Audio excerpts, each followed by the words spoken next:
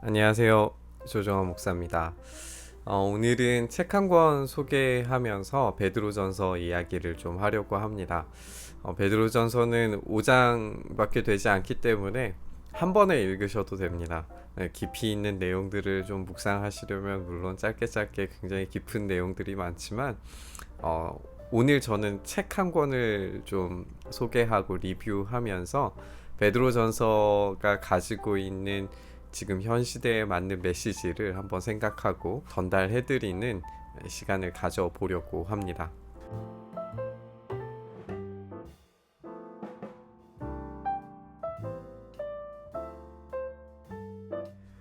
오늘 제가 소개시켜드릴 책은요, 미로슬라브 볼프의 하나님의 말씀에 사로잡혀 라고 하는 책입니다.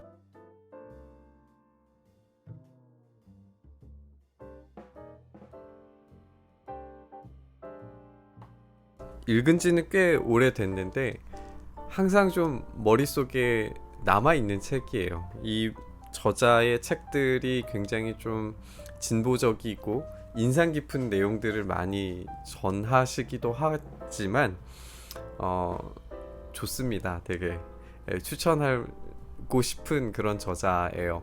미로슬라브 볼프는 유고슬라비아 내전을 직접 겪었던 사람입니다. 그 전쟁의 참혹함과 피해 살상, 피해 학살을 직접 눈으로 본 사람이에요. 그러다 보니까 이 사람의 메시지가 굉장히 더 강렬해질 수밖에 없는 것 같아요. 주장하는 내용 자체가 피해 복수를 해서는 안 된다는 거예요. 결국에는 정리를 하자면 이런 내용으로 강의를 하니까 자신의 지도 교수였던 위르겐 몰트만이 그러면 내가 질문을 하겠다. 민족의 원수인 체드낙을 용서할 수 있느냐라고 하는 질문을 던져요. 이제 이 크로아티아 민족을 학살한 그 집단이거든요. 그러니까 그 집단을 용서할 수 있느냐는 질문을 던진 거죠. 이 미로슬라브 볼프가 자기는 그렇게 할 수 없다. 그러나 그리스도인으로서 해야 된다라고 생각한다라고 하는 이야기를 하고 거기에 대한 답변의 책을 쓰는데 이 책이 배제와 포용이라고 하는 정말 멋진 책입니다. 그 책을 접하고 난 다음에 사실 이 볼프의 좀 팬이 되었어요.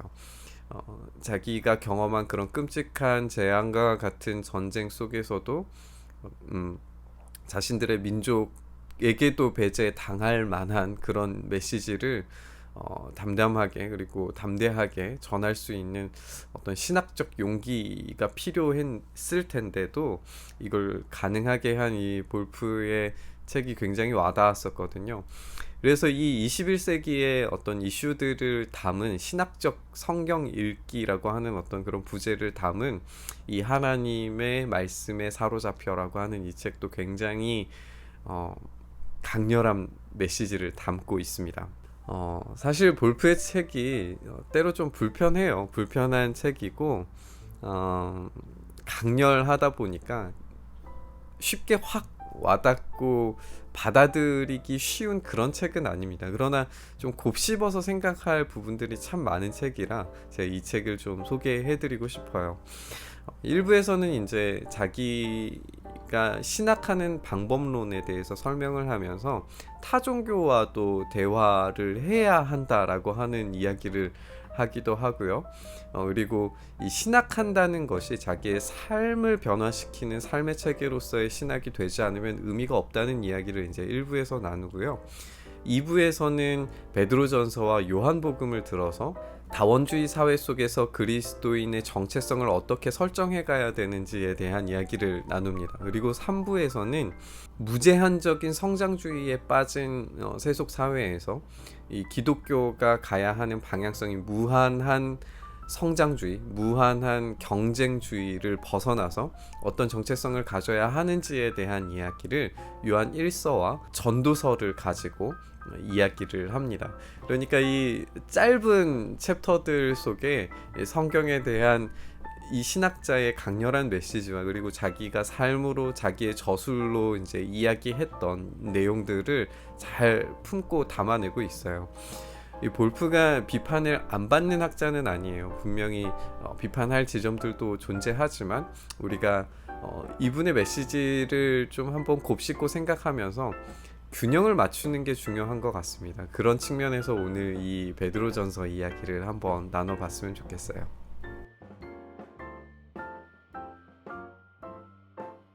먼저 짧게 베드로전서를 좀 정리를 하면은, 베드로전서는 로마에 있었던 베드로가 박해를 받는, 또 박해를 받게 될 상황이 코앞에 닥친 신자들에게 전하는 위로와 권면의 메시지입니다. 베드로는 믿음의 확실함을 불로 연단하여도 없어질 금보다 더 귀한 것으로 여기면서 연단하려고 오는 불시험을 이상한 것으로 생각하지 말라고 이야기해요. 사실 금은 없어지지 않잖아요. 그런데 없어질 금보다 더 귀한 것이라고 이야기하면서 영원히 없어지지 않을 강렬한 믿음이 이 불시험을 통과했을 때 우리에게 주어진다라고 하는 메시지를 전달합니다. 불시험을 우리에게 던지는 이 세상 속에서 거류민과 나그네로 살라고 이야기를 합니다. 거류민과 나그네로 산다는 거는 요즘에 이제 디지털 노마드 이야기를 하잖아요. 그것처럼 이 세상 속에서 노마드로 살아가라는 거예요. 여기에 정착하고 여기에 뿌리를 박아서 이 세상 속에서 살아가는 게 아니라 여기에서 거류민으로, 나그네로 우리의 본향을 언젠가는 찾아가게 될 사람들로 살아가라고 하는 조언입니다. 그러나 베드로전서가 독특한 것은 우리가 세상과 완전히 단절된 삶이 아니라 세상 속에서 탁월한 삶을 살아내기를 요청합니다. 이게 베드로전서가 우리에게 던지는 도전이에요. 베드로는 현실주의자적인 면모를 잃지 않습니다. 그래서 우리에게 박해는 당연히 오게 될 거고, 사탄이 우는 사자처럼 우리를 두루 찾아다닌다라고 이야기해요. 고정되어져 있는 존재가 아니라 두루 찾아다니면서 우리를 위협하고 힘들게 만들 거라고 이야기를 합니다. 그러니까 근신하고 깨어서 이 믿음을 굳게 세우라고 우리에게 조언하고 권면하는 메시지가 베드로전서의 이야기입니다.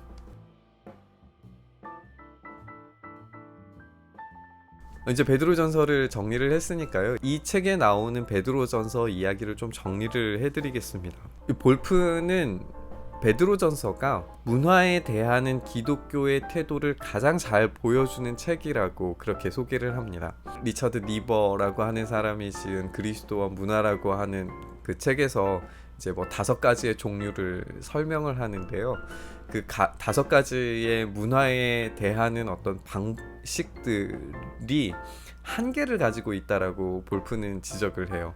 그러면서 베드로전서가 가지고 있는 어떤 문화적인 태도가 우리가 정말 고민하고 생각해야 될 적절한 지점이라고 우리에게 가르쳐 줍니다. 볼프도 역시 베드로전서를 거류민과 나그네로 자기의 정체성을 삼고 있다는 것을 굉장히 주목을 하면서 이야기를 합니다. 나그네와 거류민으로서의 정체성은 이 현대사회 속에서 종교가 공적인 영역 밖으로 밀려나야 되는 것이 아니라 그 영역 속에서 이루어져야 되는 작업이라고 이야기를 합니다. 그러니까 우리가 문화를 아예 떠나거나 그 속에서 그 문화 자체를 아예 뒤집으려고 하는 그런 시도가 아니라 그 속에서 조금씩 변화시키는 영역을 확장하는 누룩과 같은 역할이 이 나그네와 거류민의 역할이라고 보았어요. 그래서 세상의 한복판에서 하나님의 미래로부터 오는 새로운 집을 선물로 받는 것이라고 그렇게 보았습니다. 이 베드로전서가 세례를 받기 전에 읽는 세례 전례문이라고 이렇게 학자들이 이야기하기도 하는데요. 볼프에 따르면 그리스도의 몸에 편입되는 의식이자 기독교 공동체에 들어가는 관문으로 이 세례라고 하는 새로운 탄생이 세상 한복판에 세워진 하나님의 집 속으로 옮겨가는 것이라고 그렇게 이야기합니다. 그러니까 하나님의 집이 우주 공간에 있거나 뭐 우리 마음속에 있다, 이런 설명이 아니라 세상 속 한복판에 있다는 거예요. 그 세상 속 한복판에서 하나님의 사람으로서 어떻게 나그네로, 거류민으로 살아갈 거냐, 그 태도를 어떻게 할 거냐, 그 정체성을 어떻게 세울 거냐, 여기에 대한 도전이 이 베드로전서가 가지고 있는 메시지라고 하는 거죠. 이런 방식으로 베드로전서는 세상과 다른 방식으로 차별화되면서 끊임없이 비기독교 세계와 대화하고 살아가며 그럼에도 불구하고 자기의 정체성을 잃지 말아야 된다라고 가르칩니다.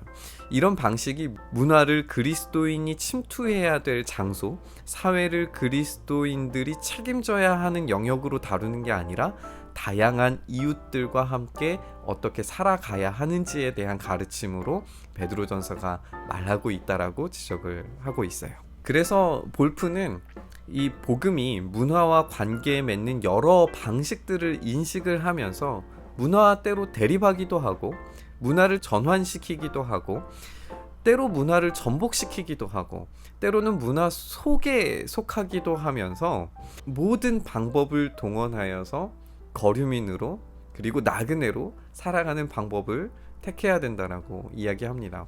어떤 한 가지 방법만 고집하지 말라고 하는 이야기예요. 이 볼프의 이야기를 좀 정리를 하면 이런 거예요. 복음이라고 하는 메시지가 사회를 전복시키는 어떤 전체주의적인 메시지일 필요가 없다는 겁니다. 이것만 오라, 이것만 들어야 해, 이것만이 진짜 진리고 복음이야 라고 하는 태도가 오히려 사람들에게 반감을 가지게 만든다는 거예요. 때로는 그들과 대화할 수 있어야 하고 때로는 그들과 함께 머물러야 하고 때로는 그들 속에 침투해서 그리스도인의 나그네로서 거류민으로서의 어떤 탁월한 면모를 보여줄 때 진짜 복음이 그들 속에 들어가게 된다는 거예요. 베드로전서 3장에 보면 믿지 않는 남편과 같이 사는 그리스도인 여성에 대해서 베드로가 조언하는 부분이 나오는데요. 당시에 이제 가부장적인 사회 속에서 남편이 믿는 신을 섬기는 것이 당연한 구조입니다. 그러니까 그 남편의 신을 믿지 않고 거부한다는 것은 그 집에서 쫓겨난다는 거예요. 구타를 당해도 할 말이 없고 강요를 당해도 할 말이 없어요.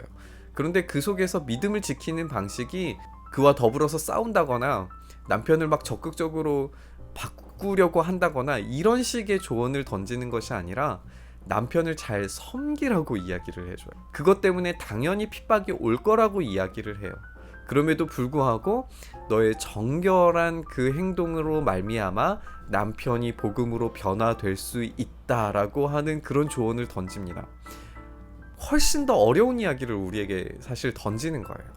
같은 멍에를 맬 수 없으니까 이혼하고 떠나라. 그리고 그 떠난 지체를 공동체가 받아주고 그들을 책임져 줘라 라고 하는 메시지를 던지면 훨씬 더 쉬운데 베드로는 그런 메시지가 아니라 오히려 그들을 더 사랑으로 섬기고 낮추고 베드로의 메시지는 분명해요. 악을 악으로 갚지 말고 악을 선으로 갚음으로 말미암아 우리 기독교의 복음의 메시지의 탁월함을 보여주라고 하는 이야기를 하고 있는 거죠. 볼프가 지적하는 것이 그겁니다. 배제와 포용에서도 이야기했지만 그런 방식으로 세상 속에 들어갔을 때에 우리의 진짜 메시지가 사람들에게 흡수되고 그들을 변화시키고 진짜 이 세상 속에 살아가는 거류민으로 살아갈 수 있다라는 이야기를 들려주는 거예요. 정치적인 올바름, PC 주제가 지금 이 한국 사회에 굉장히 큰 갈등을 불러일으켜요. 한편으로는 이 PC가 가지고 있는 모습이 우리의 모습일 수 있겠다는 생각을 가져봅니다. 그들도 이 PC를 굉장히 강압적으로 가르치려고 들어요. 그렇게 하면 할수록 사람들이 PC에 대해서 정치적 올바름에 대해서 반감을 가집니다. 마찬가지로 우리도 기독교의 진리와 복음의 이 탁월함을 전달하고 전수하는 것은 어떤 강요와 전체주의적인 방식으로 전달될 것이 아니라 차별성을 가진 그런 면모를 보여줘야 되는 거죠. 그게 진짜 복음의 실력이고 그게 진짜 복음의 탁월함이라고 생각을 합니다. 볼프가 그것을 지적을 하고 있는 거예요. 말씀드렸다시피 이 책이 그렇게 우리에게 편안하게 부드럽게 우리를 설득시키는 그런 책은 아닙니다. 불편한 책이지만 이 불편한 책을 통해서 우리의 생각과 어떤 이 시대 속에서의 복음의 패러다임들을 좀 전환시키는 작업들이 우리에게 필요한 것 같아요. 저는 이제 보수적인 기독교에서 공부하고 가르침을 받았던 사람이라 변혁의 그리스도가 우리의 유일한 방법이라고 그렇게 생각하고 배웠던 것 같은데, 볼프는 거기에서 조금 더 나아가서 우리가 나그네이고 거류민이기 때문에 필요한 때에 필요한 방법을 사용하는 것이 가능하다라는 이야기를 우리에게 들려주는 거예요. 저도 그런 유연함이 우리 교회 안에 필요하다는 생각이 듭니다. 코로나 때문에 예배를 드려야 되느냐 드려야 되지 말아야 되느냐 뭐 이런 문제 가지고 싸울 때에도 우리가 보여주는 태도와 행동이 우리를 평가하는 수단이 될 수 있다라는 사실을 이런 메시지를 들을 통해서 한번 좀 점검하고 생각해 봤으면 좋겠습니다. 복음 전도가 더 이상 불가능한 것처럼 보여지는 이 시대에 우리의 차별성, 우리의 독특성, 그리고 우리의 탁월성을 어떻게 보여줄까를 고민하면서 베드로 전서를 함께 묵상했으면 좋겠습니다.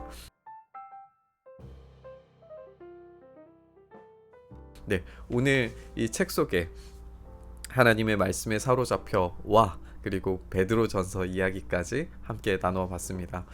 다음에도 또 이런 책과 성경에 대한 이야기, 사회적인 이슈들에 대한 이야기들도 함께 나누어 보도록 하겠습니다.